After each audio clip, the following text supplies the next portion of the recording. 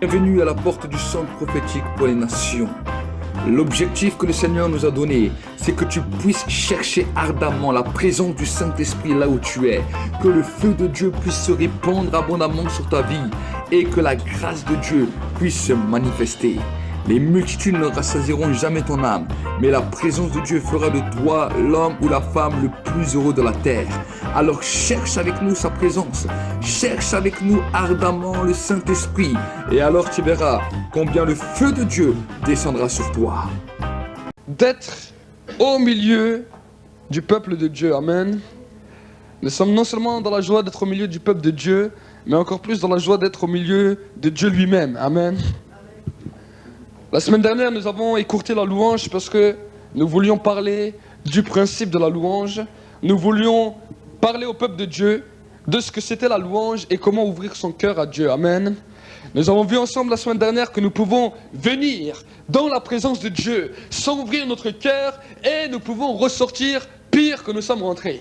Est-ce que vous saisissez? Alors que la Bible me dit que aucun homme, aucune femme, quand il entre dans la présence de Dieu, ne peut sortir de la même manière dans laquelle il était entré. Amen. Donc, nous avons vu que nous pouvons entrer dans la présence de Dieu sans que Dieu nous visite intérieurement. Comme je l'ai expliqué la semaine dernière, nous avons pu voir que nous pouvons être dans la présence de Dieu, nous pouvons ressentir la présence de Dieu, notre corps peut trembler, nous pouvons pleurer, mais nous ne sommes pas entrés dans la présence de Dieu parce qu'on n'a pas ouvert notre cœur. Amen. Et nous voyons que quand nous sommes dans cet état, nous voyons que tout remonte à la surface. Les mauvaises pensées, toutes les choses mauvaises à l'intérieur de nous remontent à la surface. Mais Dieu, ce qu'il attend, c'est que nous pouvons lui ouvrir tout simplement notre cœur pour qu'il nous transforme. Amen. Et c'est cela le mystère de la grâce. C'est cela ce que nous devons comprendre quand nous sommes enfants de Dieu. Nous allons lire ensemble dans le livre de 1 Pierre 2, verset 19.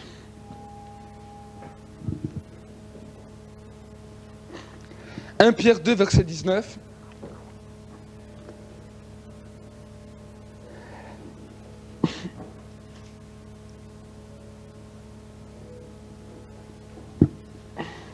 La Bible me dit, nous allons commencer le 18. Serviteurs, dans le verset 17 déjà. Honorez tout le monde, aimez vos frères, craignez Dieu, honorez le roi. Serviteurs, soyez en toute crainte, soumis à vos maîtres, non seulement à ceux qui sont bons et dociles, mais aussi à ceux qui sont difficiles. Car c'est une grâce que de supporter de peine par motif de conscience envers Dieu quand on souffre injustement. Quelle gloire en effet y a-t-il de supporter de mauvais traitements pour avoir péché? Mais si tout en faisant le bien, vous supportez la souffrance, c'est une grâce devant Dieu. C'est à cela en effet que vous avez été appelés, parce que Christ lui-même a souffert pour vous et vous a laissé un exemple afin que vous suiviez ses traces. Lui qui n'a pas commis de péché et dans la bouche duquel il ne s'est pas trouvé de fraude, lui qui insultait ne rendait pas l'insulte, souffrant ne faisait pas de menaces, mais s'en remettait à celui qui juge justement. Lui qui a porté nos péchés en son corps sur le bois, afin que, mort à nos péchés, nous vivions pour la justice. Lui dont la meurtrissure vous a guéris. Car vous étiez comme des brebis errantes, mais maintenant vous êtes retournés vers le berger et le gardien de vos âmes. Amen. La semaine dernière, nous avons aussi vu quelle était la différence entre un homme méchant et un homme inique. Est-ce que vous saisissez? Et nous avons vu ensemble dans le livre d'Ésaïe que Dieu distinguait deux sortes de personnages. L'homme méchant, ce qui veut dire l'homme qui pêche, l'homme qui pratique le péché ouvertement avec sa chair. Dieu l'appelle l'homme méchant. Et l'homme inique est l'homme qui ne pratique pas le péché avec son corps, mais qui les pratique dans son cœur, dans ses pensées. Est-ce que vous saisissez? Et nous avions vu ensemble la semaine dernière dans le livre d'Ésaïe, quand Dieu dira à l'homme, vos pensées ne sont pas mes pensées et vos voix ne sont pas mes voix. Et nous avons pu voir ensemble que même des enfants de Dieu, si nous ne sommes pas prudents et si nous n'ouvrons pas notre cœur à Dieu, quand nous sommes dans sa présence, nous risquerons d'aller en enfer à cause des pensées iniques, à cause du péché de l'iniquité. Et nous avons vu ensemble les versets que Dieu a donnés, que Jésus a donnés, quand il était sur la terre, où il dira, en ce jour-là, plusieurs viendront et me diront, Seigneur, Maître, n'avons-nous pas chassé des démons en ton nom? N'avons-nous pas opéré de grandes choses en ton nom? N'avons-nous pas prophétisé en ton nom? N'avons-nous pas prêché ton évangile en ton nom? Et la Bible me dit, en ce jour-là, le Père leur dira, retirez-vous de moi, je ne vous connais pas, hommes qui commettez l'iniquité. Et nous avons pu voir ensemble que nous avons deux sortes de personnes. Nous avons le méchant, celui qui pratique ouvertement le péché, et nous avons l'homme inique, celui en qui ne pratique pas le péché ouvertement, mais qui les pensées sont corrompues. Et nous avons pu voir ensemble pourquoi Jésus a appelé les religieux de l'époque, les souverains sacrificateurs et les scribes, race de vipères, sépulcre blanchi. Pourquoi? Parce qu'à l'extérieur, ils avaient une forme de piété, mais l'intérieur était pourri parce qu'ils n'ouvraient pas leur cœur à Dieu. Est-ce que vous saisissez? Et nous avons pu voir ensemble que si nous n'ouvrons pas notre cœur à Dieu, quand sa présence est là, nous allons sortir de sa présence pire que nous sommes entrés. Est-ce que vous saisissez? C'est pour cela que quand nous sommes dans sa présence de Dieu, quand nous sentons l'onction de Dieu, la présence de Dieu qui est tout autour, hein, quand on commence à chanter, on commence à avoir des frissons, on peut pleurer, mais ça ce n'est pas une ouverture de cœur. Ça c'est simplement la présence de Dieu qui est là, qui fait cela sur notre corps charnel. Amen.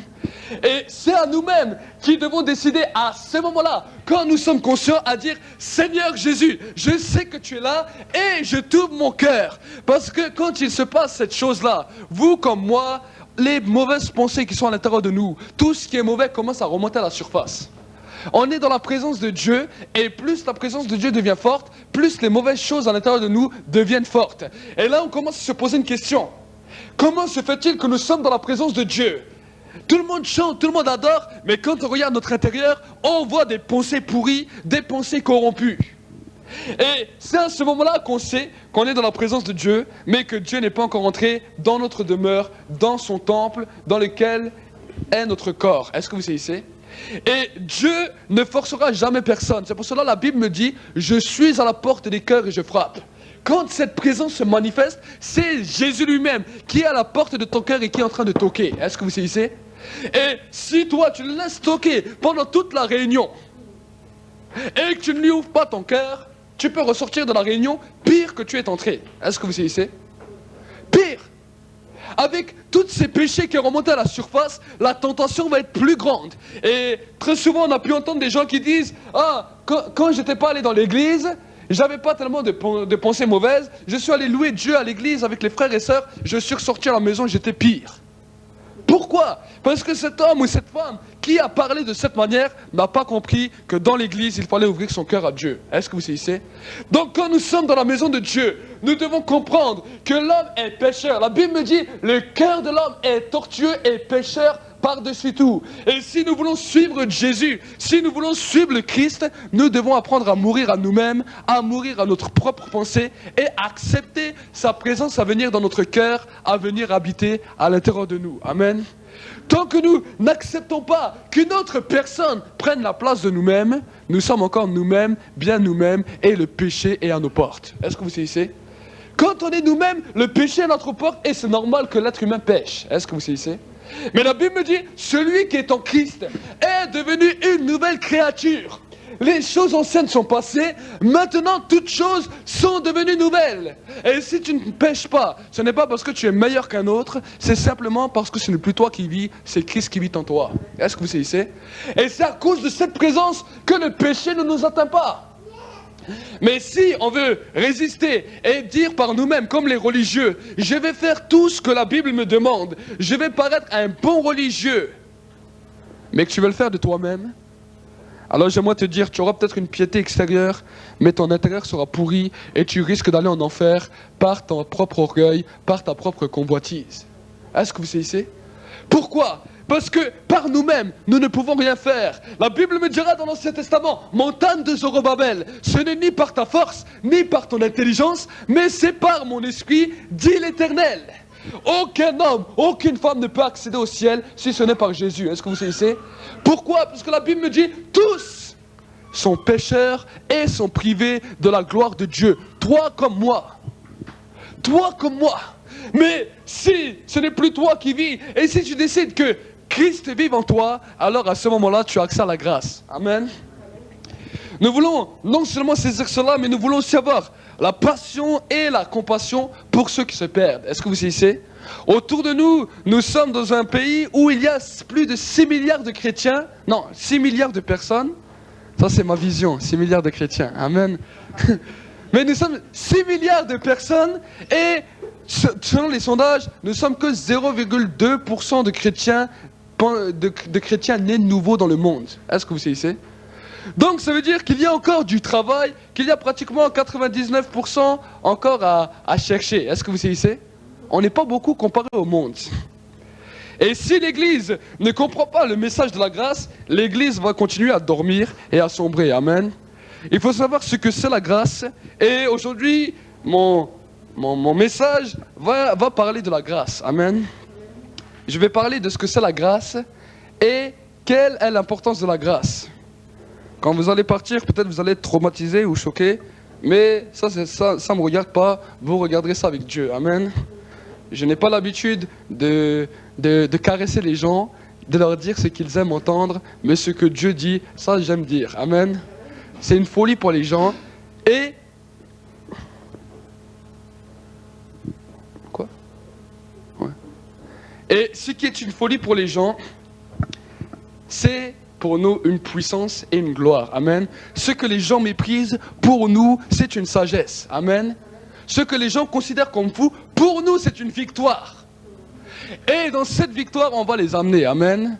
On voit que quand nous regardons un petit peu le monde actuel, nous voyons que l'homme peut se laisser séduire, attraper par n'importe quelle bêtise. Il peut avoir n'importe quel look. On lui dit, ça c'est le look, ça c'est la mode, il va le faire. Même s'il n'aime pas. Est-ce que vous saisissez? Que ça lui fait du bien ou que ça lui fait pas du bien, il va le faire bêtement parce qu'on lui dit, c'est la mode. Est-ce que vous saisissez? Mais nous, aujourd'hui, nous ne voulons pas agir bêtement, mais nous voulons le rentrer dans la mode du ciel. Nous ne sommes pas de la terre. Nous n'avons pas la mode de la terre, nous avons la mode du ciel. Amen. Et la mode du ciel, c'est quelque chose de plus puissant que la mode de la terre, parce que cela communique la vie et la vie éternelle. Amen. Le problème de l'évangile, aujourd'hui, c'est que l'évangile a été diminué de sa puissance, l'évangile a été diminué de sa force, et les gens, même les croyants, ont honte de l'évangile. Et ils ne savent même plus ce que dire, je m'appelle chrétien, parce qu'ils en ont honte. Est-ce que vous saisissez? Ça, c'est les religieux qui ont honte. Quand nous marchons avec Dieu, nous devons marcher fiers. Nous sommes des chrétiens et nous sommes des serviteurs de Jésus-Christ. Nous devons revaloriser cet évangile. Et c'est à cause de cette fierté d'être chrétien que la Bible me dit, les premiers chrétiens ont été appelés chrétiens à Antioche parce qu'ils ressemblaient tellement à Christ et parce qu'ils étaient fiers de lui appartenir. Alors on les a appelés les petits Christ. Est-ce que vous saisissez? Les petits Christ, parce qu'ils se sont dit, premièrement, ils sont tous fiers, ils sont heureux d'être chrétiens, et on ne peut pas les arrêter. Et ils ont tous le même objectif, et quand ils parlent, ils ont tous le même langage. Est-ce que vous saisissez? Et c'est cela que l'apôtre Paul nous dira, que nous devons tous avoir le même langage, une même direction, une même pensée. Pas le langage de ce monde, pas la pensée de ce monde, mais le langage et la pensée du royaume de Dieu. Amen. C'est cette pensée, c'est cette mentalité qui sauve, et c'est cette mentalité qui arrache les hommes des griffes de l'enfer, des griffes de Satan le diable. Amen. Quand nous sommes enfants de Dieu, nous n'avons qu'un ennemi, et cet ennemi c'est le diable. Ce n'est pas ton voisin, ce n'est pas les gens que tu connais. L'ennemi de ta vie, c'est le diable. Et lui, il n'a qu'un objectif, t'amener en enfer. Est-ce que vous saisissez? Il va te proposer toutes les choses de ce monde. Et il va te dire, ça te fait du bien. Mais j'aimerais te dire, derrière ce bien qu'il te montre, c'est la marque de l'enfer. Est-ce que vous saisissez?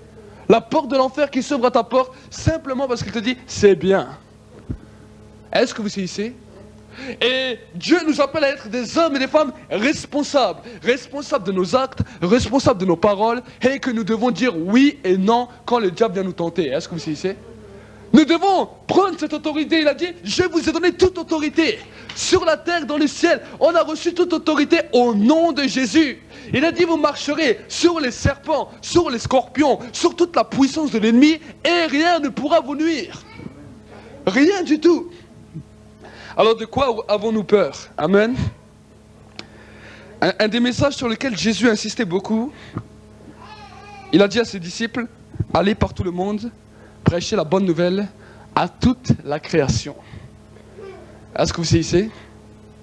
Il a dit, allez par tout le monde, prêchez la bonne nouvelle à toute la création. Le devoir de chaque croyant, c'est d'apporter la bonne nouvelle là où tu vas. De parler du message de la grâce là où tu vas. Mais le problème, ce n'est pas simplement de dire « viens avec moi à l'église » ou « suis-moi pour devenir chrétien », ce n'est pas ça que Dieu nous demande. Dieu nous demande d'avertir les gens. Amen. Nous sommes dans un temps qu'on appelle le temps de la grâce. Et ce temps arrive à sa fin. Nous sommes, la Bible nous dit, à la fin des temps. Là, Jean dira, dans le livre de 1 Jean, il dira que nous sommes à la dernière heure. Il a dit, petits enfants, c'est la dernière heure. Il a écrit ça il y a 2000 ans. Donc, si j'ai bien compris ce que Jean a voulu nous dire, nous, si eux, ils étaient à la dernière heure, il y a 2000 ans, nous sommes à la dernière seconde de la dernière heure. Est-ce que vous savez? Si nous devrions réécrire ces paroles, si nous devrions réécrire ces versets, nous marquerions aujourd'hui, nous sommes à la dernière seconde de la dernière heure. La dernière heure était il y a 2000 ans, nous sommes dans les dernières secondes alors. Est-ce que vous savez? Nous sommes dans le moment où la Bible me dit, Jésus revient bientôt. Nous avons vu que nous devons être prêts. Mais pourquoi être prêt? Parce que aujourd'hui, dans la mentalité des chrétiens, si je ne pars pas à l'enlèvement, je partirai après l'enlèvement. Je connais la vérité, je mourrai par moi-même, j'aurai encore le temps de me réfugier. J'aimerais vous dire, ça c'est un mensonge du diable, un mensonge pour faire dormir l'église. La Bible me dit, réveille-toi, toi qui dors, et Christ t'éclairera. J'aimerais vous dire que si la Bible nous demande d'être prêts, et si l'apôtre Paul insistera, il a dit travaillez à votre salut avec crainte et tremblement, c'est pour une raison précise, c'est que le jour où l'enlèvement a eu lieu, aucun homme ne pourra se retourner à Dieu, aucun homme ne pourra plus aller au ciel à part les Juifs. Est-ce que vous savez? Quand on dit toute la grâce finie, ta famille, tes amis, si toi tu n'as rien fait, tu as attendu avant d'aller leur parler et tu leur dis je vais les laisser dormir. Un jour ils comprendront quand ils me verront partir à l'enlèvement. J'aimerais te dire, si demain tu pars à l'enlèvement et que si toi tu n'as pas pris le temps à aller expliquer cela à ta famille, à leur dire écoute il y a un temps qui est grave, si moi demain je pars, toi tu vas en enfer. Si on n'a pas pris le temps de leur dire cela clairement et leur dire tu as une mission d'accepter Jésus et de prier pour eux, de dire Seigneur je veux le salut de leur âme. Si toi tu ne fais pas ça sur la terre, tu auras des comptes à rendre devant Dieu demain quand tu pars. Est-ce que vous savez? La Bible me dit le monde entier est sous l'influence des ténèbres. Les gens que tu connais, que tu aimes, qui ne connaissent pas Dieu, sont sous l'influence des ténèbres. Et toi, tu as une responsabilité. C'est à toi de te mettre à genoux et de te dire, Seigneur, je veux le salut de cette âme. Tant que toi, tu ne réclames rien à Dieu, j'aimerais te dire que Satan dira à Dieu, mais personne n'a réclamé cette âme. Pourquoi tu veux la sauver? Est-ce que vous savez? Nous devons réclamer. Nous devons dire à Dieu, je veux, pas Seigneur sauve s'il te plaît. Ça c'est pas une parole que Dieu écoute. Ça c'est de la lamentation. Pourquoi? Parce que ton cœur n'est pas à 100% avec ta prière. Mais si tu prends une prise de conscience, tu vas te dire, voilà, si demain moi je pars, eux ils vont en enfer. Tu dis Seigneur, je veux leur salut de leur âme et je prierai jusqu'à qu'ils soient sauvés.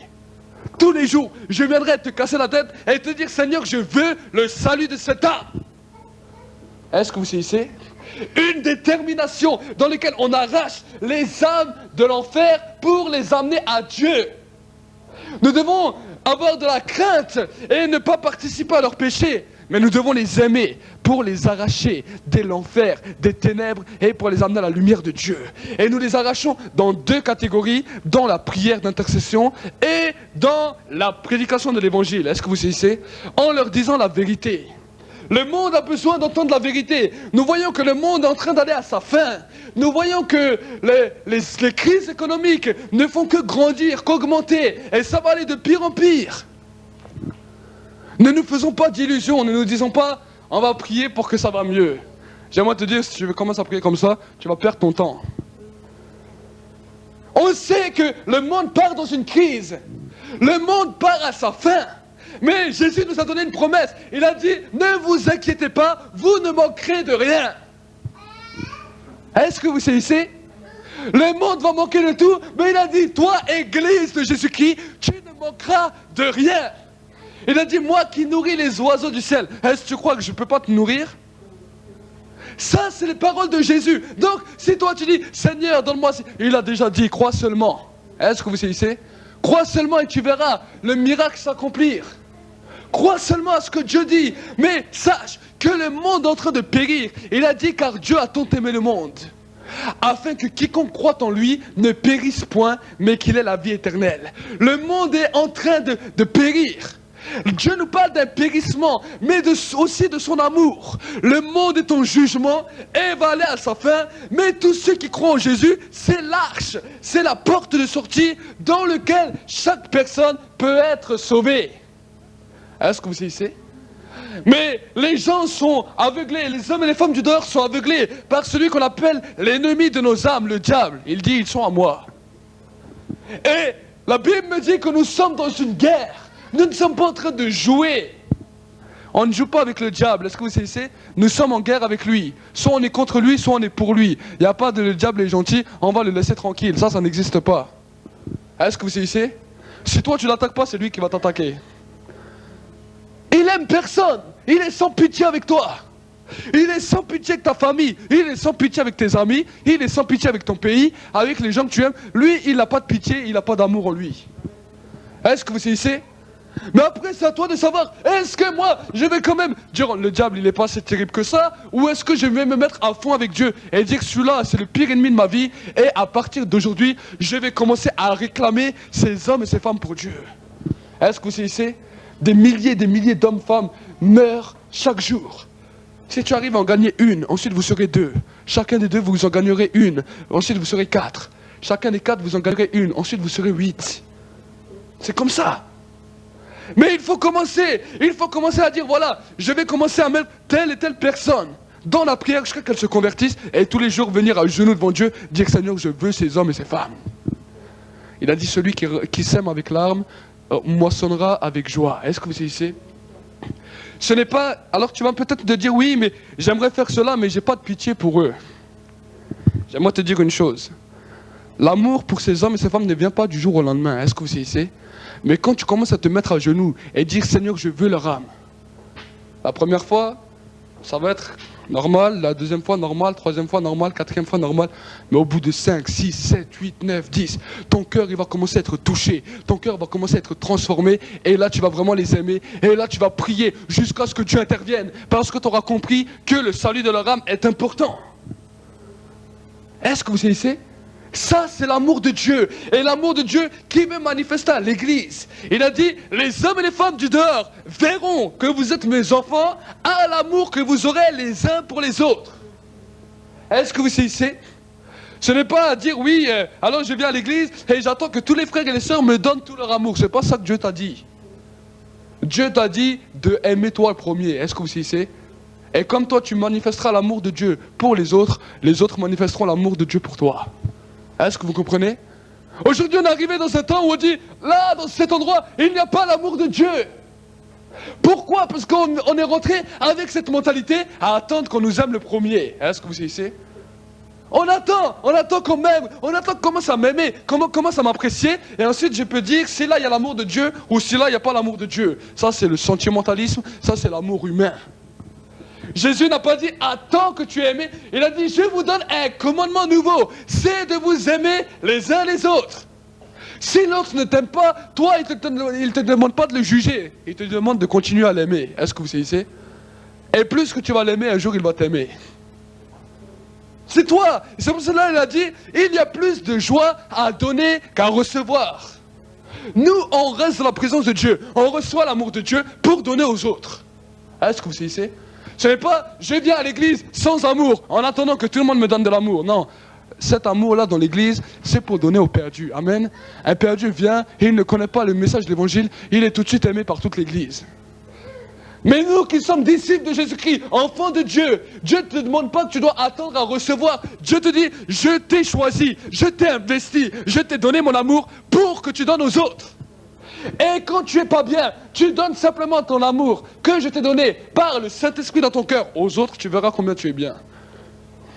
Est-ce que vous savez? Ça c'est ce que Dieu veut. Et nous sommes arrivés dans des temps où le diable est venu manipuler l'église par des critiques, par des calomnies. Pourquoi? Parce que tout le monde attend d'être aimé. Est-ce que vous savez? Tout le monde cherche à être aimé. Et on se dévore les uns les autres parce qu'on veut que l'autre nous donne. Est-ce que vous saisissez? Et alors à ce moment-là, il y a des divisions, il y a des critiques, il y a des calomnies, il y a des haines parce qu'on n'a pas compris le message de Dieu. Dieu ne te demande pas de juger ton frère ou ta soeur, de savoir ce qu'il fait ou ce qu'il ne fait pas. Toi, il te demande de l'aimer comme il est. Amen. Il a dit, toi qui juges, pourquoi vois-tu la paille qui est dans l'œil de ton frère et ne vois-tu pas la poudre qui est dans ton œil? Est-ce que vous saisissez? Donc, si Dieu veut nous responsabiliser et si Dieu des fois nous fait pécher, c'est pour que nous puissions avoir la compassion, la miséricorde des autres. Est-ce que vous saisissez? Dieu m'a pardonné, qui suis-je moi pour juger? Est-ce que vous saisissez? Dieu m'a pardonné, pourquoi moi je devrais commencer à juger? Dieu ne m'a pas jugé, il est venu me pardonner. Mais si moi je commence à juger, le jugement que j'ai dit ne va pas tomber sur la personne, mais va revenir sur moi-même. Est-ce que vous saisissez? Chaque fois que nous jugeons une personne, le jugement que tu as donné pour sa vie va retomber non pas sur cette personne, mais va retomber sur toi. Est-ce que vous saisissez? Et au lieu que Dieu puisse punir la personne que tu as jugée, il va punir toi de la punition de l'autre personne. Est-ce que vous saisissez? Nous devons vraiment être conscients. C'est pour cela que certaines personnes diront, oui, moi je suis correct, et l'autre qui fait le mal, et c'est moi qui chope cette sentence. C'est normal, c'est toi qui as jugé, lui t'as pas jugé. Est-ce que vous saisissez? Toi tu as jugé, donc tu as voulu être supérieur à Dieu et porter le péché de cet homme en le jugeant. Alors tu récoltes le salaire du péché. Est-ce que vous comprenez?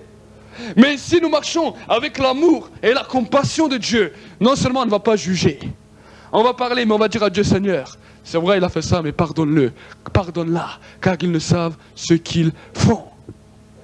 Est-ce que vous saisissez? Mes frères et sœurs, le temps est court. La Bible me dit le temps est court et il y a peu d'ouvriers. Il y a peu d'hommes et de femmes qui sont employés à dire cette vérité aux gens. Jésus a dit, je suis le chemin. Ça on a compris. Alors on va parler qu'il n'y a qu'un chemin qui mène au ciel, c'est Jésus. Mais ensuite il a dit, je suis la vérité. Et c'est la vérité qui mène à la vie. Amen. Et la vérité pour ce monde, que ce monde doit entendre, c'est que le temps de la grâce est bientôt fini. Amen. Qu'ils nous prennent pour des fous ou qu'ils ne nous prennent pas pour des fous, ça ne nous regarde pas. Qu'ils disent vous êtes une secte ou pas une secte, ça ne nous regarde pas. S'ils ont traité le maître de démons, à combien de plus fortes raisons ils vont nous traiter de la même manière? Ils ont dit de Jésus qu'il était le roi de la secte des Nazaréens. Est-ce que vous savez? Ils l'ont déjà appelé secte à l'époque. Mais nous avons une mission. Quand nous parlons aux gens, on leur dit écoutez, Jésus est le chemin qui mène au ciel. Oui, Jésus pardonne. Mais j'aimerais te dire que la grâce du pardon est bientôt finie. Le temps où Jésus pardonne va bientôt s'arrêter. C'est à toi de saisir. Peut-être demain il est arrêté. Et si toi tu ne l'as pas accepté aujourd'hui, tu vas en enfer. Il faut les mettre devant une réalité. Et si nous sommes vrais de cette manière, nous leur disons la vérité, le Saint-Esprit de Dieu va confirmer par des signes, des prodiges et des miracles, et les hommes seront sauvés. Mais si nous venons les caresser et dire non, on ne va pas leur dire trop de choses vite fait, sinon ils vont nous prendre pour des fous, j'aimerais te dire que c'est toi-même qui les emmènes en enfer, tu les prends par la main et tu les emmènes en enfer. Tu deviens un aveugle, conducteur d'aveugle. Est-ce que vous saisissez? Et Jésus a dit, si un aveugle conduit un autre aveugle, où les deux iront? Il a dit, s'il y a un trou ou un piège devant eux, ils tomberont tous les deux dedans. Et ce trou, ce piège, c'est ce que le diable fait. Le diable met des pièges devant tous ceux et celles qui veulent simplement caresser les oreilles des gens. Et tout d'un coup, ils tombent dans le même péché que les autres. Est-ce que vous saisissez? Ce qui nous protège du péché, c'est de dire la vérité. Pas qu'on est meilleur que les autres, mais qu'on dit le temps bientôt est fini. Et si on doit passer 5 heures à parler avec une personne, pour qu'elle comprenne, on passera 5 heures. Et si on doit passer 6 heures, alors on passera 6 heures. Mais il faut que quand on sort, elle a compris. Est-ce que vous saisissez? Il faut que quand on sort, elle a compris. Peu importe la décision qu'elle a prise, ça après ça la regarde. Mais si elle a compris, elle n'aura plus d'excuses devant Dieu. Est-ce que vous saisissez? Notre but c'est cela, de faire comprendre cela aux gens. Et de leur dire un jour, cela sera fini. Ça peut être ce jour, peut être ce soir. Ce jour peut être demain. Peut-être vous allez voir des gens qui vont mourir ce soir.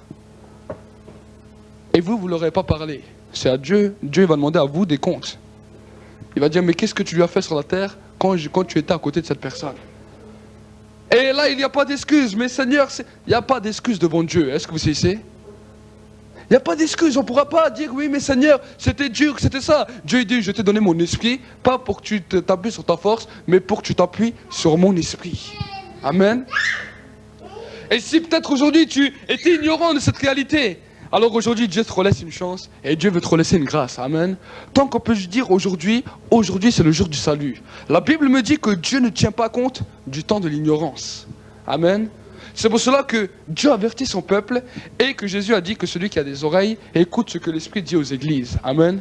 Dieu donne son message à l'église et il est conscient que nous sommes ignorants parce que la Bible me dit mon peuple périt parce qu'il lui manque de la connaissance. Est-ce que vous comprenez? Le peuple de Dieu est en train de mourir, est en train d'aller à sa faillite parce qu'il lui manque la connaissance de ce que Dieu dit. Amen. Mais Jésus, pour que cette règle puisse être donnée, il a dit que celui qui a des oreilles écoute ce que l'Esprit dit aux églises. Est-ce que vous saisissez? Il a dit qu'il écoute simplement et qu'il mette en pratique. Nous avons vu ensemble ce matin que celui qui aime Dieu, qui doit garder ses commandements. Amen. Il a dit, je vous donne un commandement nouveau, c'est de vous aimer les uns les autres.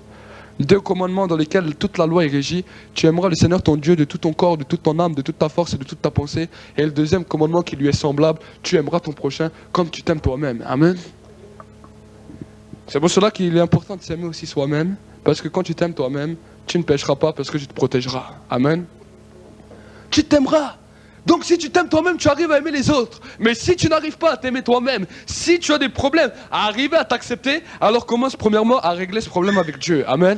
Lui dire, Seigneur, il est vrai que j'ai des problèmes à m'accepter. Je n'arrive pas à m'aimer. Commence à parler vrai avec Dieu. Mais demande à Dieu son aide pour arriver à t'aimer toi-même. À ce moment-là, tu arrives à aimer les autres. Amen. Si tu essayes d'aimer les autres avant de t'aimer toi-même, tu vas tomber sous la servitude. Tu vas faire plaisir à tout le monde, mais toi, tu seras toujours découragé parce qu'on ne te respectera jamais à la valeur dont tu dois être respecté. Et tu trouveras cela injuste. Tu diras, mais les gens ne m'aiment pas à la valeur que je devrais être. Pourtant, je fais beaucoup de choses. J'aimerais te dire que le diable t'a mis sous un esprit de servitude pour que tu dois faire tout le bien à tout le monde, mais pour que tu n'es jamais en paix parce que tu n'arrives pas à t'aimer toi-même. C'est pas ça que Dieu nous demande. Amen. Dieu te demande de d'abord t'aimer toi-même, de régler ce problème avec Dieu. Dieu va te donner son esprit. Si tu lui demandes, tu commences à prier tous les jours. Seigneur, je n'arrive pas à m'aimer, aide-moi. Tous les jours, tu commences à faire ça. Tout d'un coup, tu vas commencer à t'aimer. Tu vas commencer à t'apprécier. Et quand tu verras les autres, tu vas les aimer automatiquement. Amen. Et devant les hommes et les femmes, alors quand on te posera une question, ton oui sera oui, ton non sera non. Parce que tu t'aimes, tu t'acceptes et tu t'apprécies. Et ta volonté, tu sais qu'elle a une importance. Est-ce que vous saisissez? Peu importe ce que les gens ensuite penseront. Toi, tu as dit ce que tu avais à dire. Toi, tu t'aimes. Ça, tu ne regardes plus ce que les gens disent. Est-ce que vous saisissez? Mais quand on est sous une servitude, on fait tout ce que les gens disent. Et on n'a pas de oui, on n'a pas de non. Est-ce que vous saisissez? À une simple parole d'une personne, on peut changer. Et on peut changer à droite, on peut changer à gauche, comme les gens veulent. Même si ça nous fait souffrir, on va le faire simplement pour faire plaisir. Et le pire, c'est qu'aujourd'hui, beaucoup dans les peuples de Dieu sont tombés dans cette phase-là, parce qu'ils se disent, ah oui, mais il faut manifester de cette manière l'amour de Dieu. Ce n'est pas comme ça que Dieu nous demande de manifester son amour. Amen. Jésus ne faisait pas tout ce que les gens voulaient. Est-ce que vous saisissez? Jésus n'agissait jamais de cette manière. Il n'était pas sous une servitude. Pourtant, il était Dieu et il aimait les gens. Mais il ne faisait pas tout ce que les gens voulaient. Amen. Nous devons saisir cela. Pourquoi? Parce qu'il y a une importance. Et Jésus s'aimait lui-même, bien que les Écritures nous disent qu'il n'était pas beau à regarder. Son aspect n'avait rien pour nous plaire. Méprisé, abandonné, homme de douleur, habitué à la souffrance. Ce sont de nos péchés qu'il s'est chargé, de nos fautes qu'il a portées. Amen. Alors on se dit, oui, mais peut-être que les autres, hein, le pasteur, il est plus beau que moi, la frère, la sœur, elle est plus beau que moi, il peut bien parler. Mais j'aimerais te dire, Jésus, la Bible me dit, son aspect n'avait rien pour plaire à personne. Personne ne sait comment il était. Moi, je n'étais pas là-bas. Ce n'est pas le Jésus que tu vois sur les photos, avec une belle barbe, bien taillée, les cheveux longs. Non. La Bible me dit, il n'avait rien pour plaire. Est-ce que vous saisissez? Il n'avait rien pour plaire, mais malgré qu'il n'avait rien pour plaire, il savait s'aimer. À cause de la présence de Dieu, à cause du Saint-Esprit qui habitait en lui. Est-ce que vous saisissez? Il était subi aux mêmes tentations que nous, Il était subi à toutes les mêmes convoitises que nous, mais il n'a jamais commis péché. Est-ce que vous saisissez? Apprends-toi à t'aimer, tu verras que le péché est simplement une voie de destruction pour ton corps et tu verras que tu n'aimeras plus pécher. La Bible me dit le commencement de la sagesse, c'est la crainte de l'Éternel. Est-ce que vous saisissez? Et la Bible me dit la crainte de l'Éternel, c'est la haine du mal. C'est simplement ça. On dit on aime craindre Dieu, mais est-ce que tu as eu le mal avant de dire je crains Dieu? Tu peux simplement dire je crains Dieu quand tu sais qu'à l'intérieur de toi, tu haïs le mal. Est-ce que vous saisissez? Et le secret de l'intelligence, c'est quoi? C'est sa fuite. Non seulement tu haïs le mal, mais tu ne restes pas devant à attendre que tu l'apprécies. Quand tu vois le mal qui arrive devant toi, tu fuis. Est-ce que vous saisissez? C'est la fuite du mal. Le secret de l'intelligence, Job dira, le secret de l'intelligence, c'est la fuite du mal. Joseph, alors qu'il était avec la femme de Potiphar, et la femme du Potiphar a commencé à lui faire des avances. Est-ce que vous croyez que la femme du Potiphar était moche? Généralement, les hauts de la société égyptienne avaient des très belles femmes. Est-ce que vous croyez que Joseph n'a pas eu des tentations ou des pensées? Mais il craignait l'Éternel, il avait la haine du mal, et quand elle est venue, il n'est pas resté là en disant « Je crains Dieu, je n'aime pas ça ». La Bible me dit il a fui. Est-ce que vous saisissez? Ne nous croyons pas des Superman ou des gens qui sont au-dessus des péchés, parce que si on joue avec le péché un jour va venir à notre porte et on en sera lié. Est-ce que vous saisissez? Regardez Samson. Samson qui était loin de Dieu, rempli de puissance, rempli d'autorité, a commencé à jouer avec le péché. Un jour il est devenu esclave du péché et ça a amené sa perte. Est-ce que vous saisissez? Aucun homme, aucune femme dans le monde n'est supérieur au péché. Est-ce que vous saisissez? Et si tu vois que le péché commence à te tenter, alors je te donne un conseil, fuis, plutôt que de rester et de dire moi je suis en Dieu. Est-ce que vous saisissez? Tu es encore dans la chair. Est-ce que vous comprenez? Tu dis non Seigneur, j'ai vu cela, mais je fuis quand même, parce que je t'aime et je ne veux pas faire mal. Est-ce que vous saisissez? Cela nous devons comprendre, parce que sinon, nous serons des chrétiens qui vont jouer aux super-héros, mais généralement, les super-héros se font toujours attraper par le péché. Est-ce que vous saisissez? Nous ne pouvons jamais dire, oui, nous ne ferons pas ce péché, mais nous dirons, non, nous ferons tout pour ne jamais le faire. Est-ce que vous saisissez? Nous sommes tentés, nous sommes séduits, les serviteurs de Dieu y compris. Hein? C'est pas parce qu'on prêche la parole qu'on est supérieur aux autres. Nous, on est encore plus tentés que vous. Est-ce que vous saisissez? On a plus de tentations que les fidèles encore. Le diable vient de tous les côtés. Peu importe comment tu t'appelles. Même si tu es le plus grand serviteur de Dieu, le diable vient te tenter. Tu crois qu'il dort? Mais notre force ne réside pas parce qu'on est meilleur. C'est parce qu'on a simplement compris à se baser sur Dieu et que c'est lui qui est notre force. Et quand tu vois le péché, alors tu fuis. Amen. Pas rester en le contemplant et en disant « Ah, moi je suis serviteur de Dieu, je suis plus fort que le péché. » Quand le péché vient, non. Nous chassons les démons, mais le péché, nous le fuyons. Est-ce que vous saisissez? On chasse les démons, oui. On chasse le diable, on prend autorité sur lui, mais le péché, on le fuit. Est-ce que vous saisissez? On le fuit. Ce n'est pas parce qu'on chasse les démons et qu'on chasse le diable, qu'on prend autorité sur lui, que le soir, tu peux avoir l'autorité sur le film pornographique qui passe à la télé. Est-ce que vous saisissez? Alors je chasse les démons, je chasse le diable. Moi je peux regarder, ça ne me fait rien. Insensé que tu es. Est-ce que vous saisissez? Regarde ce que la Bible me dira, qu'il y a devant tes yeux rien qui déshonore l'Éternel. Qu'il y a devant tes yeux rien qui déshonore l'Éternel. Est-ce que vous saisissez? Et combien de fois, ce n'est pas que la télé est un instrument du diable, mais combien de fois à la télé, il passe des choses qui déshonorent Dieu, et il y a des jurons contre Dieu, et nous on écoute, on rigole ces films. Est-ce que vous saisissez? Et par nous-mêmes, on devient pécheurs devant Dieu en disant, nous on est plus forts que ça. Est-ce que vous saisissez? Et un jour ou l'autre, tu vas commencer à discuter avec une personne, ce propre juron que tu as entendu, cette propre pensée va sortir de ta propre bouche, et là tu vas être étonné. Est-ce que vous saisissez? La parole est une semence. Il y a des paroles de mort et il y a des paroles de vie. Est-ce que vous saisissez? Qu'est-ce que tu remplis dans tes oreilles? La foi vient de ce qu'on entend vient de la parole de Dieu. Le doute, la crédulité, la perversion, l'immoralité, l'animosité vient de la parole du diable et c'est aussi par les oreilles, par ce qu'on voit. Est-ce que vous savez? Et la musique du monde, la musique du monde que nous voyons, dans lesquels tous les chanteurs se glorifient eux-mêmes, ou glorifient les astres, ou glorifient qui que ce soit, glorifient la vie. Cela ne glorifie pas Dieu et ça véhicule toutes ces mauvaises choses. Est-ce que vous savez? Ce n'est pas qu'on n'aimerait pas écouter les musiques du monde, mais on sait ce que ça véhicule et on sait que ces paroles vont commencer à détruire la foi. Est-ce que vous savez? Il a dit, je ne donnerai pas ma gloire à un autre homme. Donc, que nos louanges, que tout ce qui sort de nos bouches donne simplement gloire à Dieu. Amen. Que nos chansons donnent simplement gloire à Dieu. On ne donne pas gloire à un homme, on ne donne pas gloire à un chanteur, on ne donne pas de gloire à des astres, on ne donne pas gloire à une situation, on ne donne pas gloire à la musique du monde. Est-ce que vous savez?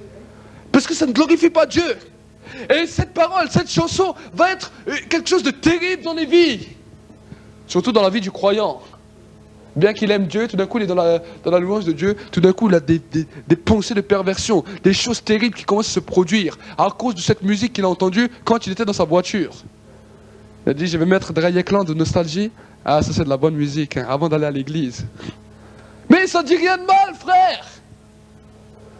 Est-ce que ça donne gloire à Dieu? Ah, mais faut pas voir tout mal. Si ça donne gloire à un homme, tu auras le résultat de l'homme dans ta vie. Est-ce que vous savez? Oh mes frères, ce film n'est pas mal. Est-ce que ce film glorifie Dieu?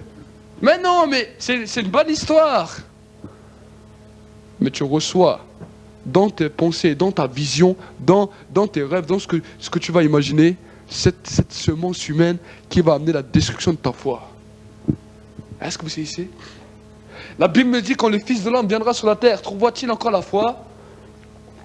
En raison des progrès de l'iniquité, l'amour d'un plus grand nombre se sera refroidi. Est-ce que vous savez? Donc la foi et l'amour de Dieu sont deux choses qui collaborent ensemble. C'est pour cela que l'apôtre Paul l'a dit, maintenant trois choses demeurent. La foi, l'espérance, l'amour. Mais le plus grand c'est l'amour. Est-ce que vous savez? Pourquoi? Parce que l'amour de Dieu, l'amour que tu auras pour Dieu, va alimenter ta foi. Dès que ta foi commence à diminuer, c'est simplement le résultat de ton amour pour Dieu. Est-ce que vous savez? Et le diable va tout mettre en œuvre. Aujourd'hui, il a beaucoup de choses, par des films à la télévision, par toutes sortes de diverses chansons, qui n'ont pas l'air mal. Mais c'est simplement pour t'enlever l'amour de Dieu et pour te donner un autre amour, un feu étranger. Est-ce que vous savez? Un feu étranger. Et ce feu étranger commence à ronger ta foi. Ce feu étranger commence à détruire ta foi. Et au bout d'un moment, même si tu sais que Dieu existe, que Dieu est vivant, tu es bloqué parce qu'il y a quelque chose de terrible qui commence à combattre à l'intérieur de toi-même. Alors on peut prendre ces versets, ah, tu sais frère, l'esprit est bien disposé, mais la chair est faible. Est-ce que vous savez? Et cela se produit. Pourquoi? Parce que simplement on est ignorant et on n'a pas la connaissance des choses de Dieu. Est-ce que vous savez? Le manque de connaissance tue. On croit que ça c'est pas mal, mais à cause de notre manque de connaissance, on va à la dérive, on va à la faillite. Est-ce que vous savez?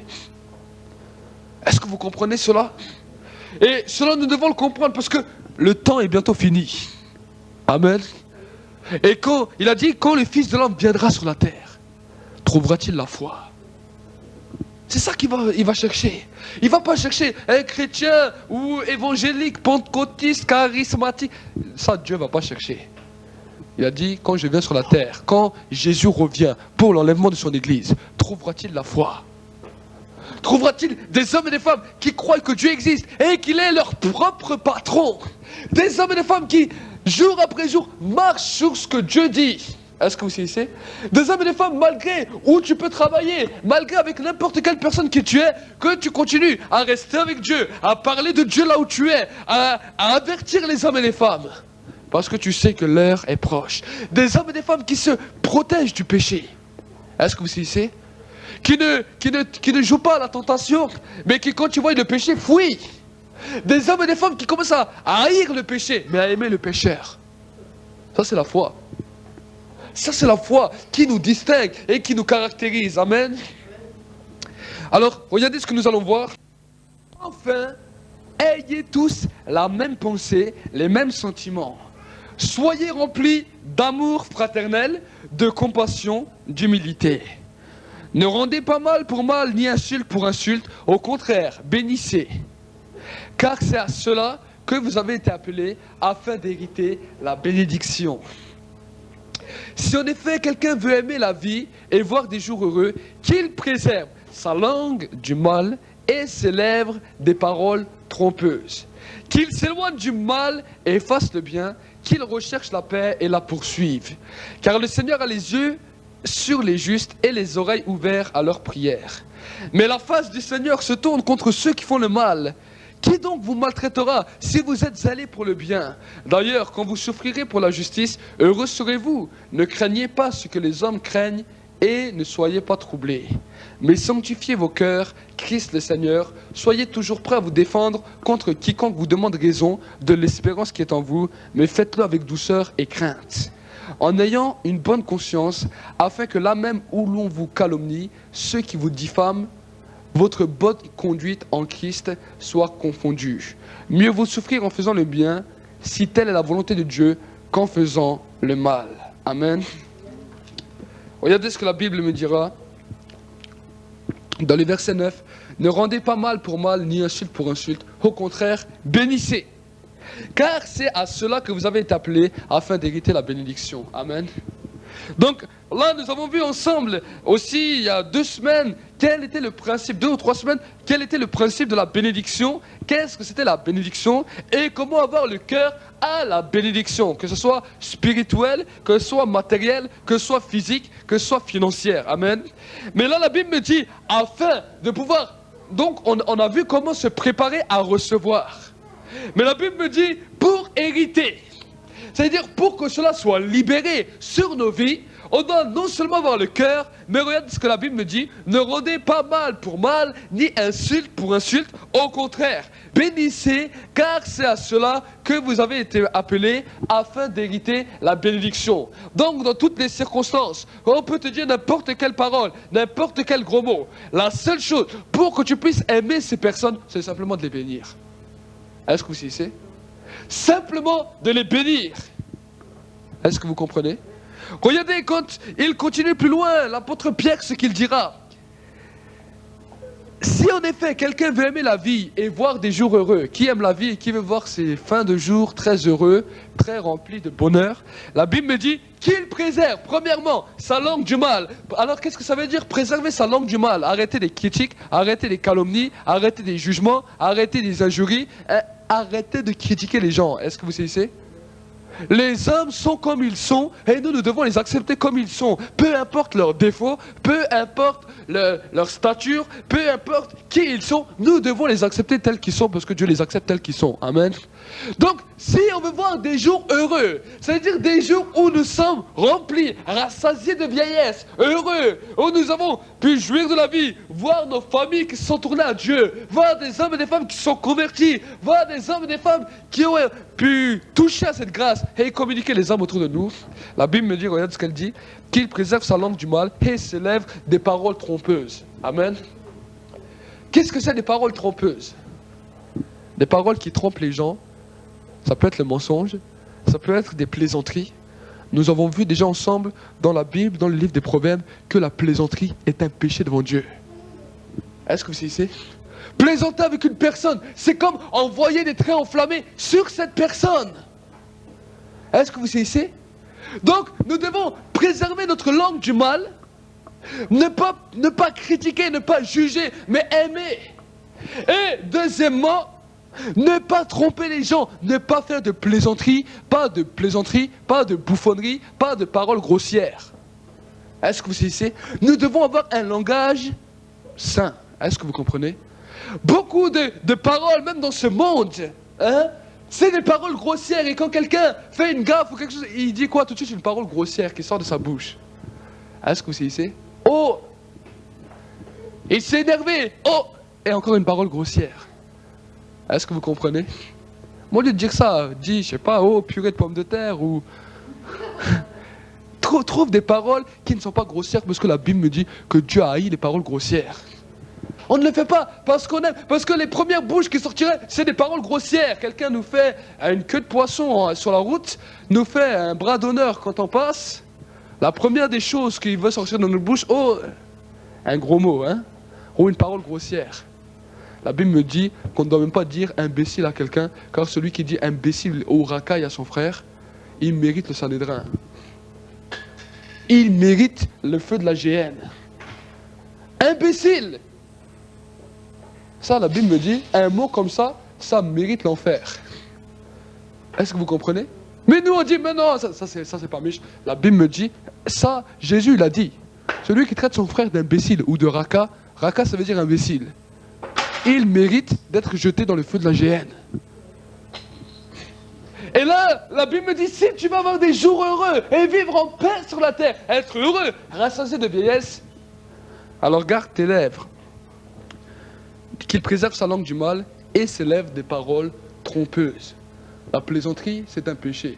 Le livre des Proverbes me dit que celui qui plaisante et qui dit un petit mensonge à son frère, et après il lui dit mais c'était pour plaisanter, la Bible me dit il prend des flèches et il lui tire dessus. Est-ce que vous saisissez? La plaisanterie est un péché. C'est pour cela quand on est enfant de Dieu, on ne plaisante pas. Pourquoi? Parce qu'on sait que c'est un péché. Est-ce que vous saisissez? C'est un péché, donc on ne plaisante pas. Nos paroles sont simplement là pour exhorter, pour encourager, pour communiquer la joie, pour communiquer la paix, pour communiquer l'amour, pour consoler, pour restaurer. Mais pas pour détruire. On sait que la plaisanterie détruit, c'est pour cela que Dieu l'appelle un péché. Et pourquoi ça détruit? Quand quelqu'un veut nous taquiner, il va nous plaisanter, qu'est-ce qu'on ressent dans le cœur? On a une douleur terrible. Même si ce sont des amis, tout d'un coup quand ils nous disent ça, on a l'impression que le cœur est tout lourd. Quand c'est nous qu'on fait la plaisanterie, ça nous amuse. Hein? Mais quand c'est à nous que la plaisanterie vient, on commence à avoir le cœur tout lourd. Mais on ne le montre pas. Aujourd'hui, on vit dans une société dans laquelle les gens sont menteurs.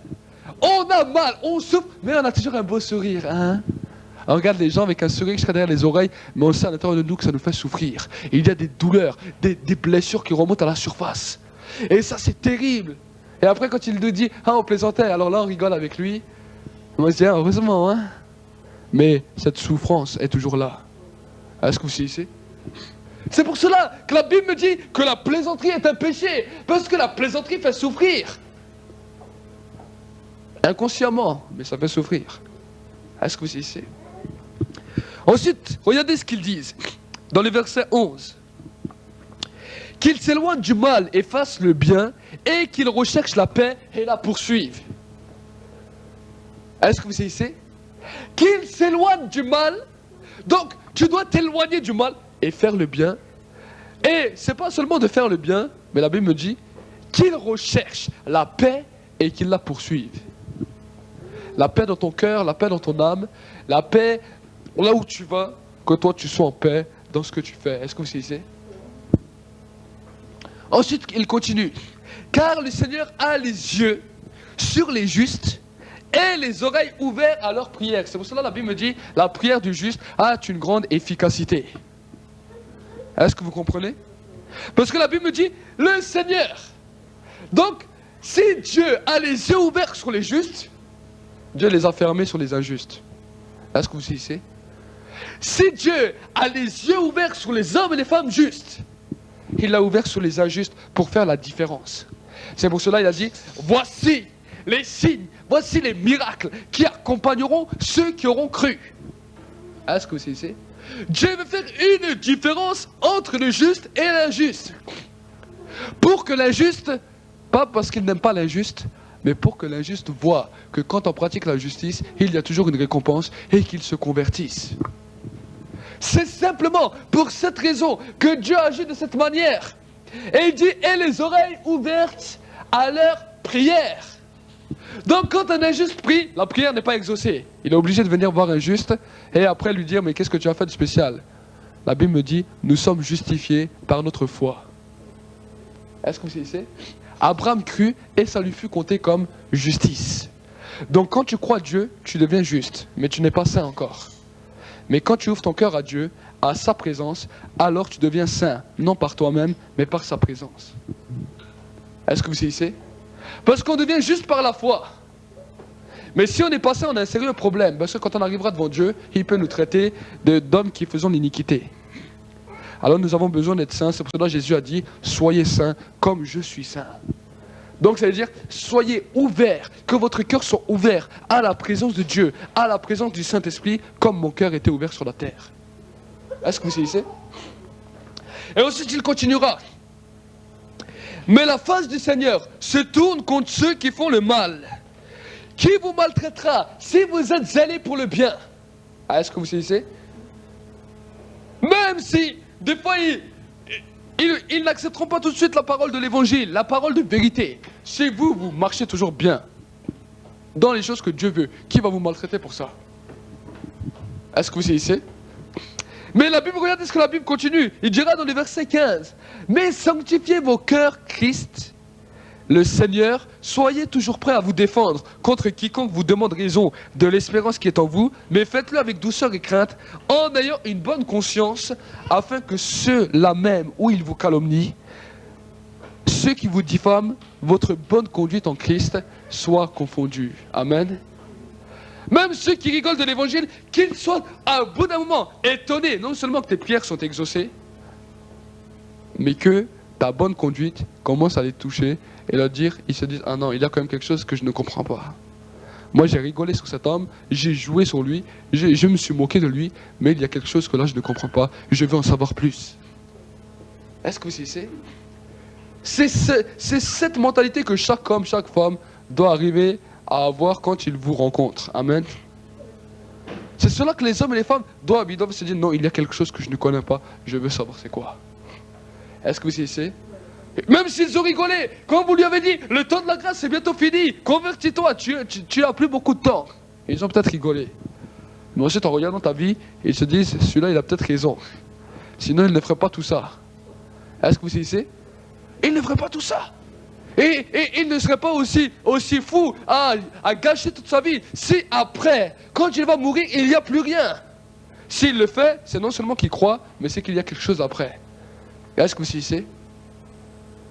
Et la soif qui est dans l'homme, le Saint-Esprit va utiliser cette soif. La Bible me dit que Dieu a mis une part dans sa grâce dans chaque homme de la terre. Qu'il soit rouge, noir, jaune, violet, vert, bleu.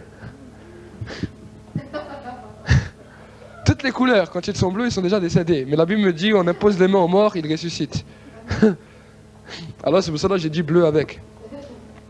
Chaque personne, j'aimerais vous dire quelque chose, qu'ils doivent reconnaître cette grâce de Dieu. Amen. Ils doivent reconnaître. Ils doivent saisir. Et cette grâce de Dieu est manifestée dans chaque personne. Et la Bible me dit, c'est à cause de cette grâce que chaque homme, un jour, s'est posé la question, qu'est-ce qu'il y a le jour où je meurs? Chaque personne. Quand je parle avec des gens, je suis assuré de ça parce que c'est écrit dans la Bible. Et je leur pose toujours cette question. Je dis, mais je suis sûr, un jour dans ta vie, tu t'es demandé où tu vas le jour où tu meurs. Et tous, peu importe la race, peu importe la nationalité, me disent, oui, c'est vrai, je me suis posé la question. Alors je lui dis, alors mon ami, tu es le plus malheureux des hommes tant que tu ne sais pas où tu vas. Tu es la plus malheureuse des femmes tant que tu ne sais pas où tu vas. Et alors il renvoie automatiquement l'autre question. Et toi, tu sais où tu vas? Je dis oui, moi je sais où je vais car Dieu me l'a dit. Est-ce que vous savez? Dieu me l'a dit. Et si tu acceptes, tu peux venir avec moi. Je t'emmène par la main et je te ramène rencontrer Monsieur Dieu. Est-ce que vous savez? Et la Bible me dit que chaque homme, Dieu a mis sa grâce dans chaque homme. C'est pour cela que chaque homme dans le monde se pose cette question. Et quand nous venons remuer simplement la grâce de Dieu, c'est cela. Quand on veut libérer la grâce de Dieu sur une personne, il faut toujours commencer par ce point-là. Quand tu as parlé de ce point-là, la grâce que Dieu a mis dans sa vie, qui a été enfouie, que le diable a voulu étouffer par les problèmes, par les soucis, par les tracas, par les blessures. Tout d'un coup, cette grâce commence à remonter à la surface. Tu lui parles de Jésus, tout d'un coup, il t'écoute et son cœur est touché. C'est seulement ça. Mais il faut qu'on connaisse. Il faut qu'on saisisse comment Dieu parle et comment Dieu agit. Et quand on sera devant n'importe quelle personne, on n'aura pas peur. Il peut être religieux, il peut être gradé, il peut même être président, il peut être clochard. On sait comment parler. Est-ce que vous savez? Il ne faut pas avoir peur. Même si demain le président vient nous visiter, on peut lui parler de la même manière. Est-ce que vous saisissez? Et la même grâce qui était sur nous, qui était sur une personne qui était dans la rue, qui était peut-être clochard, elle va se révéler chez le président, et le président, il va commencer à se poser des questions. Est-ce que vous saisissez? Il faut que, quand nous partons de chez les gens, il faut qu'ils commencent à réfléchir au moins 1 heure sur ce qu'on a discuté, même si c'était plus avec eux. Il faut qu'ils te disent, mais ça m'a quand même... Toi, t'es pas là! Ils ont joué les durs devant toi. Mais pendant 1 heure après, ils ont continué à réfléchir et le Saint-Esprit continue à leur travailler. Ça c'est des choses que j'aime. Quand je vois les choses comme ça. Et vous savez, souvent, même des fois, les gens sont fiers. Tout d'un coup, quand on commence à voir les yeux qui brillent, les yeux qui vont à moitié pleurer, alors on sait, non, c'est bon, ils ont été touchés. Maintenant, on peut partir. On peut partir. On sait que pendant 1 heure, ils seront encore en train de se poser des questions. On sait que pendant 2, 3, 4 jours, 5 jours, 6 jours, peut-être qu'ils n'arriveront plus à dormir à cause des paroles qu'ils ont entendues. 6 mois. Une fois, son fils, je crois, il était venu. Avec sa copine. 6 mois, ils se sont posés des questions. Est-ce que vous savez? Et ça continue. Hein? Vous savez, il suffit qu'un jour, on leur remet une dose. Là, ça va craquer. 1 an.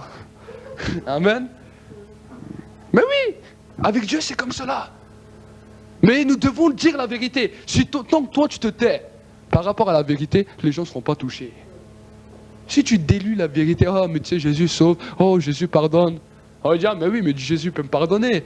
Alors avant que je meure, Jésus me pardonne. Si je demande, ah oui, Dieu peut faire grâce. Ça c'est diluer l'évangile. Là le Saint-Esprit n'agit pas avec ça. Quand on commence à me parler comme ça, je dis on ne se moque pas de Dieu. Toi tu ne sais pas si tu arriveras à le faire avant de mourir. Tu deviens sérieux. Et là, les gens se disent, on n'a pas affaire à n'importe qui. Est-ce que vous saisissez? Quand on est sérieux, ça ne veut pas dire qu'on n'aime pas les gens. Est-ce que vous saisissez? Ça veut dire simplement qu'on veut les remettre sur pied. Est-ce que vous saisissez? Un caporal d'armée peut être sérieux, mais il aime beaucoup tous ceux qui sont sous son ordre. Et quand il est sérieux avec eux, c'est pour qu'en cas de guerre, il peut tous les sauver. Est-ce que vous saisissez? Qu'en cas de guerre, ils soient tous obéissants. Et il y a de la discipline. C'est pour ça qu'on est appelé disciples. Parce qu'il y a de la discipline dans les enfants de Dieu. Et la Bible me dit qu'on est en plus une armée. On est l'armée de Dieu. Est-ce que vous comprenez? On est en guerre contre les démons, contre le diable. Et quand on va dans cette guerre, on est tout mou. On a l'impression qu'on est tout gentil. Non, il faut être sérieux. Est-ce que vous saisissez? Et quand on est sérieux, les gens vont dire non, avec lui on ne peut pas rire. Quand ils ont des blagues qui volent bas, avec ça on ne rigole pas avec ça. Est-ce que vous saisissez? Je ne suis pas venu pour écouter des blagues qui volent bas. Je suis venu pour t'apporter la parole de Dieu. D'autres gens peuvent rigoler, d'autres chrétiens peuvent peut-être rigoler. Ah, on rigole quand même à cette blague. Hein. Mais ça, c'est des offenses à Dieu. Est-ce que vous saisissez?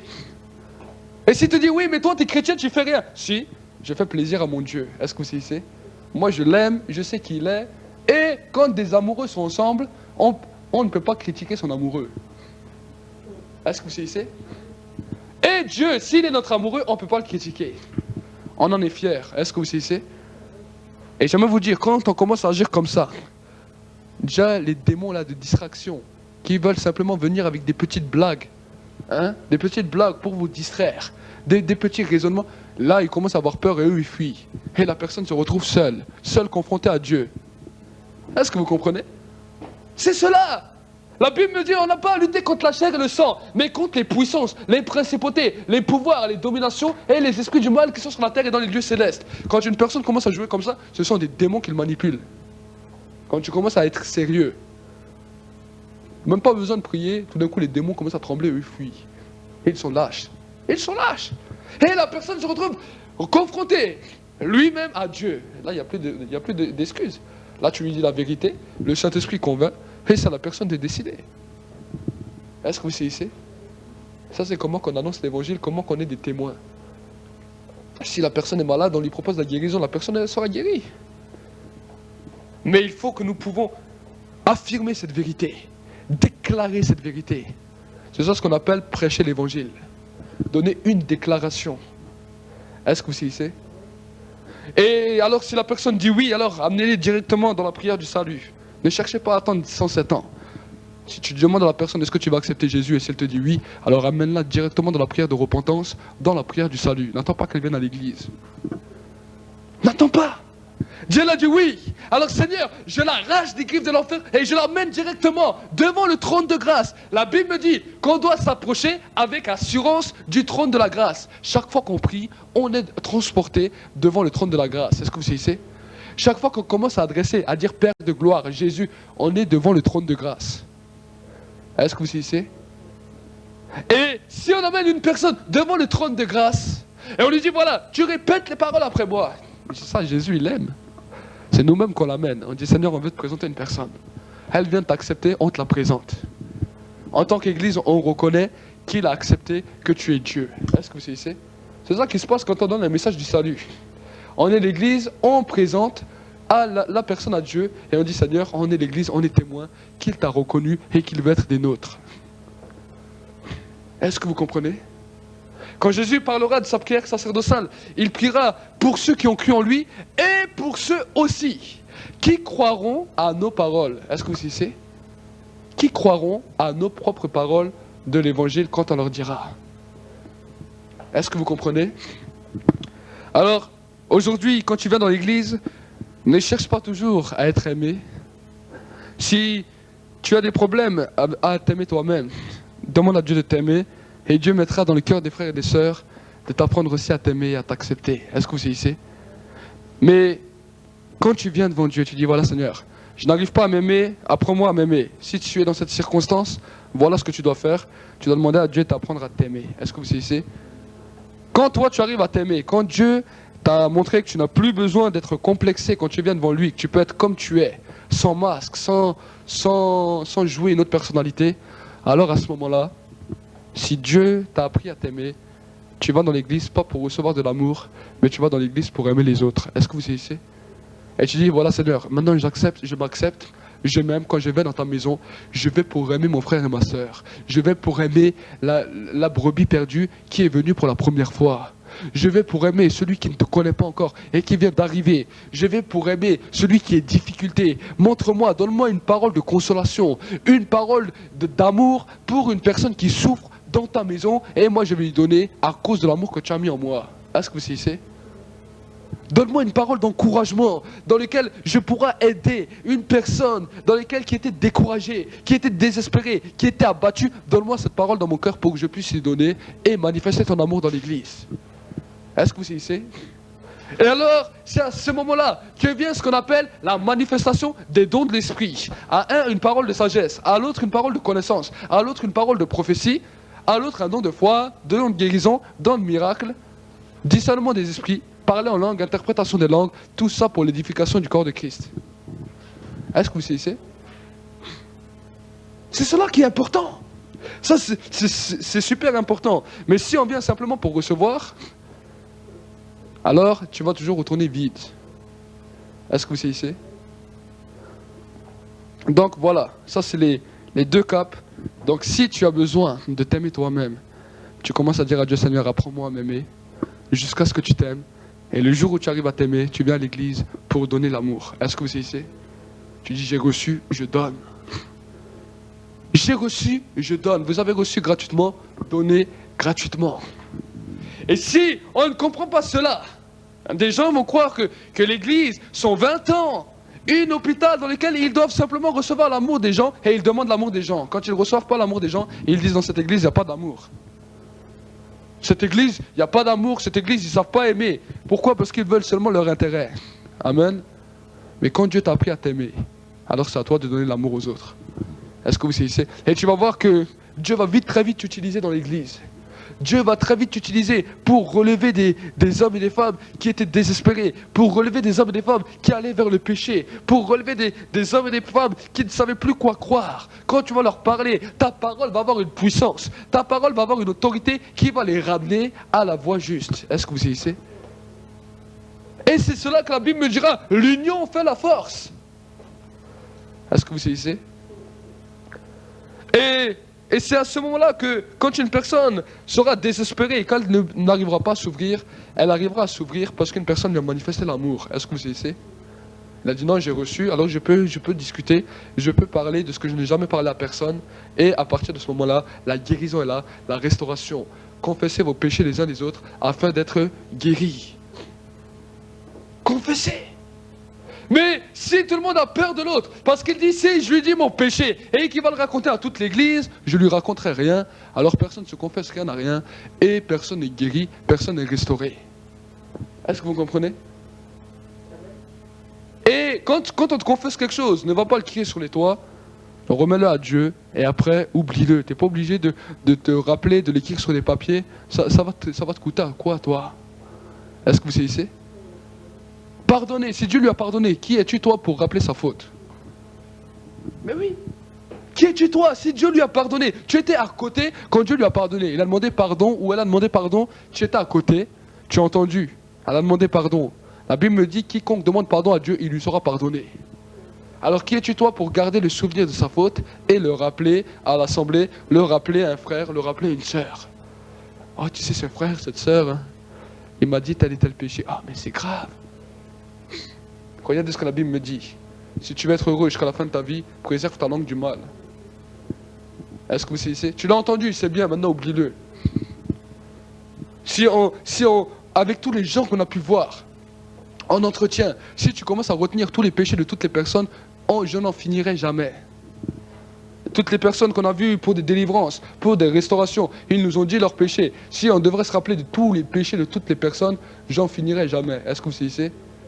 Mais mon but, c'est pas d'essayer de me rappeler. Non, je veux même pas me rappeler.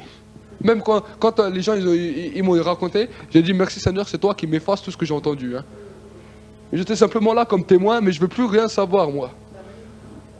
Je veux plus rien savoir. Et comme ça aussi, quand je vois la personne, je ne vais pas la juger par rapport à son passé. Moi, Dieu l'a pardonné et je la vois comme un frère, une sœur en Christ. Est-ce que vous savez? Je ne la vois plus dans son passé, dans ce qu'elle a pu faire, dans ce qu'il a pu faire, dans ce qu'il a pu commettre. Ça ne me regarde plus. Jésus a effacé, donc moi j'ai oublié. Est-ce que vous savez? Comme Jésus l'a oublié, ses péchés, moi il va me faire oublier parce que je lui demande et je le crois. Et suppose cela. Et je me rappelle plus ce que les gens m'ont dit. Est-ce que vous comprenez? Donc, voilà la dimension dans laquelle Dieu nous appelle. Et Dieu veut faire grandir l'Église. Amen. Nous allons encore lire, toujours dans le livre de Pierre. Aujourd'hui, j'aime bien Pierre. 1 Pierre 4. Verset 12. La Bible me dit...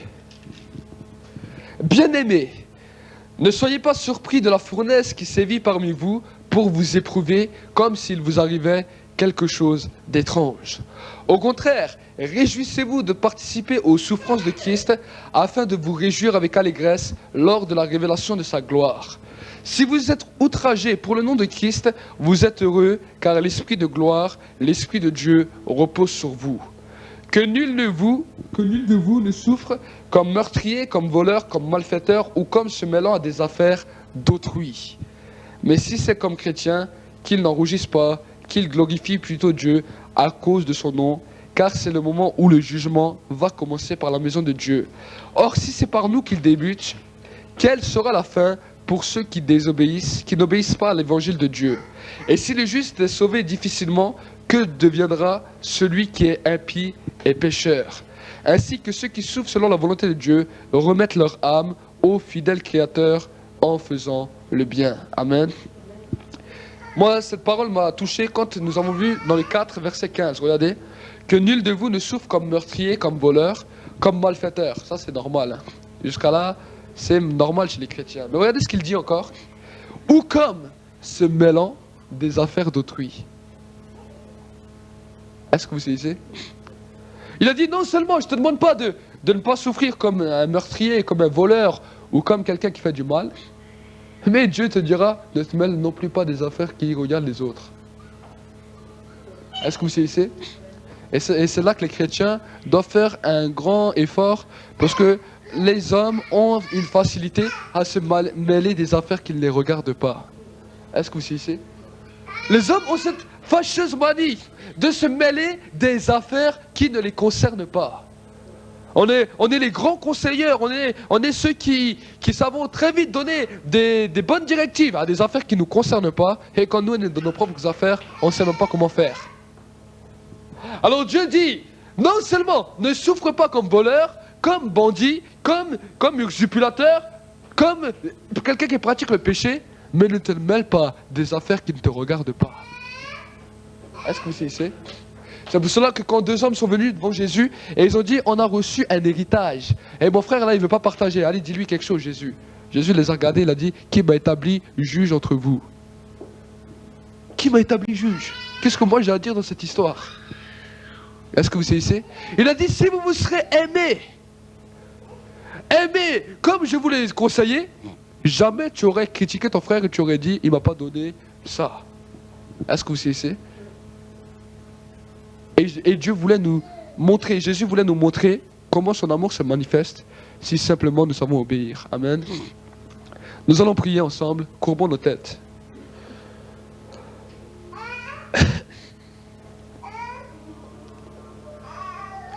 Nous voulons entrer dans un temps où nous sommes avec Dieu.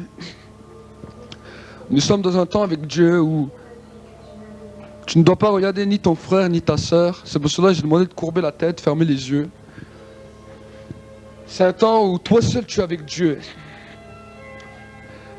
Et aujourd'hui est le jour du salut. Aujourd'hui est le jour où tu peux faire demi-tour. Aujourd'hui est encore un jour de grâce, où dans lequel tu peux être comme Dieu veut que tu sois. Pas simplement pécheur ou perdu, mais un enfant de Dieu sauvé, restauré, guéri, qui non seulement a appris à t'aimer toi-même, mais à aimer les autres. Jésus a parlé que ce n'est pas un chemin facile, un chemin souvent rocailleux, étroit et resserré, un chemin où on doit apprendre à mourir à soi-même, mourir à ses propres envies, mourir à son propre caractère, mourir à sa propre passion. Si aujourd'hui tu es là et que tu as vu que dans ta vie, tu n'as pas toujours fait comme Dieu voulait, mais qu'aujourd'hui tu veux dire devant Dieu, devant son peuple, devant les anges, Seigneur, c'est vrai que je n'ai pas agi comme toi tu voulais, mais aujourd'hui je veux que ça change. Aujourd'hui je veux prendre une nouvelle décision avec toi. Aujourd'hui je veux revivre ce que j'avais expérimenté le jour où je t'avais connu. Aujourd'hui je veux revivre ce temps de premier amour. Ce temps où je t'aimais sans partage. Alors aujourd'hui, lève simplement ta main dans l'église pour dire à Dieu, j'accepte par la foi.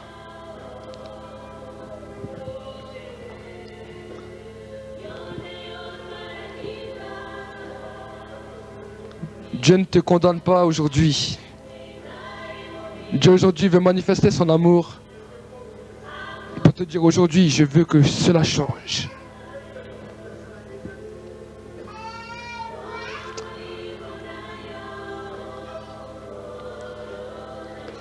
Tu vas mettre ta main gauche sur ton cœur et tu vas dire avec moi ces paroles. Seigneur Jésus, pardonne mon ignorance. Je n'avais pas compris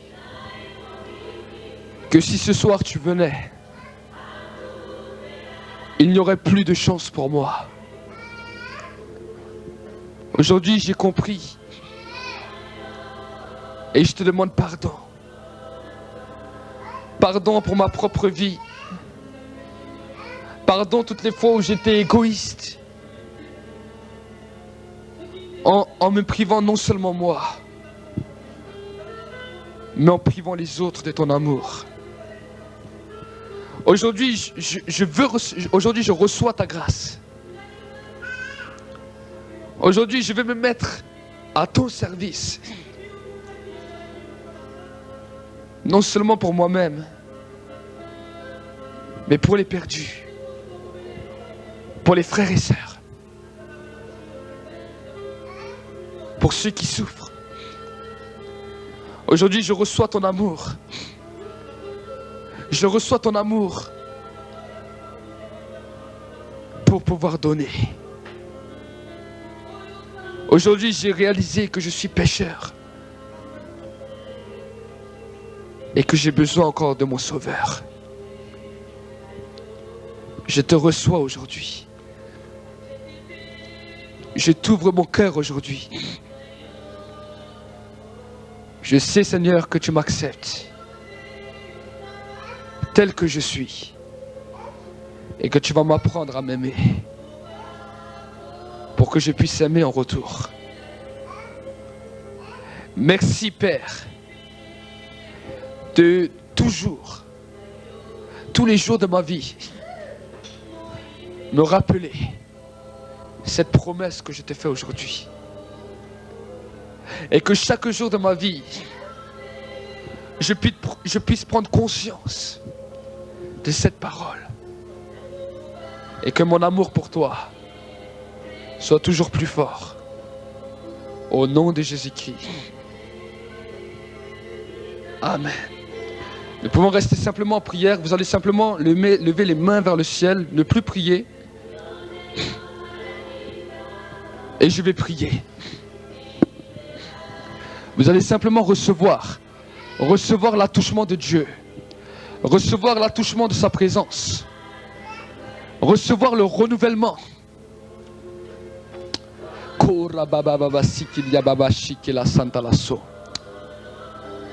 L'amour de Dieu, le souffle de Dieu, l'onction de la restauration, l'onction de la réconciliation entre Dieu et les hommes. Que maintenant ton amour touche maintenant. Touche, touche, touche, touche, touche. La main de Dieu touche. Seigneur mon Dieu, mon roi, donne l'assurance dans le cœur. L'assurance dans le cœur, l'assurance du salut. Je réprime maintenant dans ce lieu toute puissance des ténèbres. Esprit de séduction. Œuvre des ténèbres qui vient agir dans la vie des hommes et des femmes. Je réprime une louange puissante qui vient du ciel. Bénissons Dieu ensemble. Aujourd'hui, les anges du ciel sont dans la joie. Quand une église se repent. Aujourd'hui, les anges du ciel sont dans la joie quand des hommes et des femmes décident de servir Dieu. Aujourd'hui est le jour du salut. Scelle des paroles avec ton Dieu aujourd'hui. Ne regarde plus sur ton passé. Aujourd'hui, tu as dit oui à Dieu. Peut-être le diable te dit, mais regarde ton passé. Aujourd'hui, ne regarde plus sur ton passé. Il a dit, voici toutes choses anciennes sont passées. Maintenant, toutes choses sont devenues nouvelles. Ferme simplement tes yeux et sois seul avec ton Dieu. Pendant un instant, il est là. Avant, c'est moi qui ai prié pour toi. Et maintenant, c'est lui qui va te toucher. Amen. Maintenant, ferme simplement tes yeux et ne sois pas perturbé par ce qui se passe tout autour de toi. Prie simplement. Ouvre-lui ton cœur. Reviens devant le trône de grâce.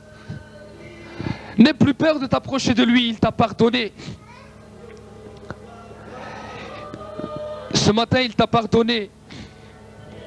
Il ne tient plus compte du temps de ton ignorance. Il a entendu ta prière.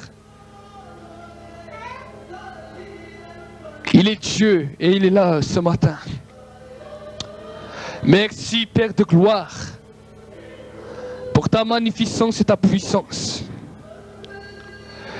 Merci, mon Dieu, mon roi, qu'ensemble nous pouvons nous approcher devant le trône de la grâce. Merci, Seigneur, que ceux qui ont encore quelques difficultés, toi tu les touches maintenant, maintenant, maintenant, maintenant, maintenant, maintenant. Touche, touche, touche, touche, touche, touche, touche. Merci, Père de gloire.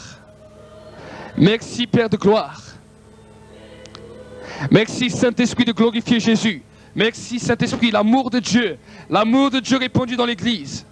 L'amour de Dieu répandu dans l'Église. L'amour de Dieu, merci que tu aides ceux qui n'arrivaient pas à s'aimer, que maintenant ils s'aiment maintenant.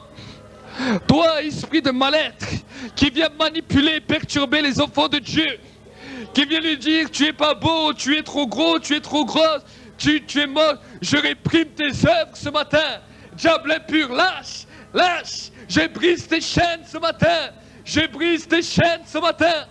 Que les chaînes tombent, que les chaînes tombent dans le nom de Jésus-Christ. Et que l'amour de Dieu, qu'une acceptation, ton esprit qui empêche que la personne puisse s'accepter. Bienvenue à la porte du centre prophétique pour les nations. L'objectif que le Seigneur nous a donné, c'est que tu puisses chercher ardemment la présence du Saint-Esprit là où tu es, que le feu de Dieu puisse se répandre abondamment sur ta vie et que la grâce de Dieu puisse se manifester. Les multitudes ne rassasieront jamais ton âme, mais la présence de Dieu fera de toi l'homme ou la femme le plus heureux de la terre. Alors cherche avec nous sa présence, cherche avec nous ardemment le Saint-Esprit, et alors tu verras combien le feu de Dieu descendra sur toi.